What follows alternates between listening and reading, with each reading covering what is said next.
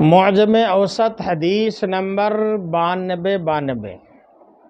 92 فرمان آخری نبی صلی اللہ تعالی علیہ وآلہ وسلم ہے، جو کسی مصیبت زدہ سے یعنی جس کے اوپر مصیبت آن پڑی ہو تعزیت کرے گا، اللہ پاک اسے جنت کے جوڑوں میں سے 2 ایسے جوڑے عطا فرمائے گا جن کی قیمت ساری دنیا بھی نہیں ہو سکتی۔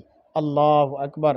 کام کتنا چھوٹا ہے اور اس کا صلہ اور بدلہ کتنا بڑا ہے۔ یعنی اگر کسی کے اوپر مصیبت آ جائے، اگر آپ نے 2 لفظ وہاں جا کر ایسے کہہ دیے کہ جس سے اس کے دل کو سکون مل جائے، تو اللہ کے آخری نبی صلی اللہ تعالیٰ علیہ وسلم ارشاد فرماتے ہیں کہ ایسے شخص کو اللہ 2 ایسے جوڑے عطا کرے گا جن کی قیمت ساری دنیا بھی نہیں بن سکتی ہے۔